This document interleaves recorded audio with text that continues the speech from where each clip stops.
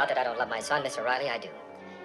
But I've never been able to understand an otherwise normal boy who lives entirely in his own head. Jamie, what are you doing in here? I was just watching you sleep. And we had an incident here with some old lady in the community. Seeing him swinging in the trees out back with nothing on except some Superman cape or something. He'll grow up. Surely, my dear, but into what? One of those hippos. No, he's not crazy. How old is your boyfriend? He's not normal. He's distressing. I think I'm gonna tell her about the things. The secret? Careful, Jamie, careful. I know where there's a huge hole in the ground. Big hole in the ground? And at the bottom of the hole, down in the dark, there's some things. We know some awfully nasty people, don't we?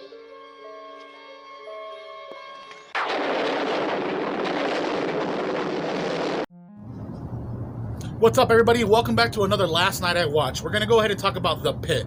Came out in 1981. It's streaming on Tubi right now. Directed by Lou Lemon. I don't even know how to say that name. And if you haven't seen it, please go watch it. Come back because there's going to be a little bit of spoilers. If you're not familiar with the movie, it's all about this kid who is not left alone, but he's left with a nanny housekeeper for the weekend. His parents leave. He's also known to be just a little oddball around the town.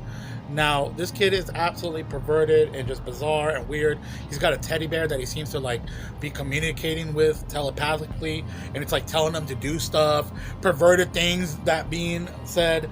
It was just weird. But anyways, this kid ends up finding a pit at some point in his life, and in the pit there are trolls. There are these things that he calls troglodytes, and they got these ugly little fucking mouths and yellow eyes, and he doesn't know what to do about it. He even asks the housekeeper, hey, what do they eat? And she's like, I don't know, chocolate. So he gives them chocolate, and they don't like it. So he ends up figuring out, okay, I'm gonna go ahead and give them meat.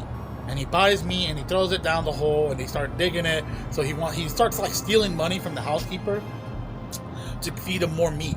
Really quick, I want to talk about this little creepy thing that he does. He goes at great lengths to see a pair of tits, okay? He prank calls like this lady, this teacher, I don't know. He prank calls her through a payphone across the street with a tape recorder with a pre-recorded message, and it's saying some stuff like, hey, if you ever want to see your niece again, then show me your tits. Like, stand in front of the window and show me your tits. And he runs across to the window with a camera ready to snap pictures, and she's like, you want to see my body? It is, oh my god. Anyway, it was so bizarre and creepy and stuff. But he ends up like feeding the trolls people that have been harassing him throughout the town. And when he finally runs out of all the people that have been bullying him and making fun of him, he goes up to the trolls and he's like, hey, you know, I can't take care of you guys no more. There's nobody that's bullying me. I can't feed you. So what does he do? What does he do? He throws them a rope, and he's like, fend for yourselves. They end up escaping. They go to the town, killing people. They end up getting gunned down back in the hole. But the craziest thing about the movie is how it ends, okay? Okay, it ends somewhat on a good note. You know, they kill all the trolls.